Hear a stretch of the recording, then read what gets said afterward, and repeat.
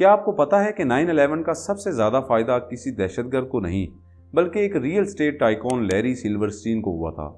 इस हमले में सिर्फ ये दो बिल्डिंग ही नहीं गिरी थी बल्कि पूरी दुनिया का ग्लोबल फाइनेंशियल सिस्टम तबाह हो चुका था, जिसमें हजारों लोग मारे गए और अरबों डॉलर का नुकसान हुआ। लेकिन इस हमले के सिर्फ 6 हफ्ते पहले ही वर्ल्ड ट्रेड सेंटर की इन दोनों जुड़वा बिल्डिंग को लैरी ने 99 साल की लीज पर ले लिया था, जो उस वक्त नुकसान में जा रही थी और इनकी वैल्यू भी गिर चुकी थी। फिर भी उसने $3.5 अरब में ये टावर अपने नाम किए और इंश्योरेंस कॉन्ट्रैक्ट बनवाते वक्त उसने एक ऐसी खास शिक शामिल करवाई जो दहशतगर्दी के हर मुमकिन हमले की मुकम्मल जिम्मेदारी लेती थी।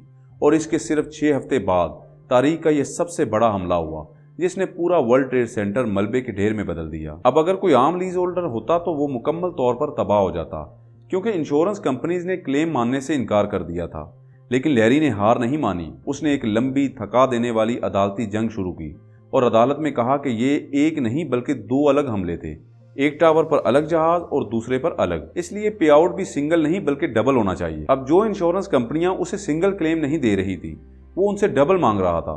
खैर, सालों की कानूनी जंग के बाद 2007 में उसे इंश्योरेंस कंपनी से रिकॉर्ड तोड़ $4.5 अरब मिल गए, जो दुनिया के चंद सबसे बड़े इंश्योरेंस पे आउट में से एक माना जाता है। और ये पैसा शायद ये बिल्डिंग 99 साल में भी ना कमा पाती, जो लैरी ने सिर्फ 6 साल में एक इंश्योरेंस क्लेम से कमा लिया। और सबसे जो हैरानगी की बात इसमें पता क्या है, लैरी हर सुबह बिल्डिंग के टॉप फ्लोर वाले रेस्टोरेंट में नाश्ता करने जाता था, लेकिन 11 सितंबर वाले दिन वो वहां गया ही नहीं और जिंदा बच गया।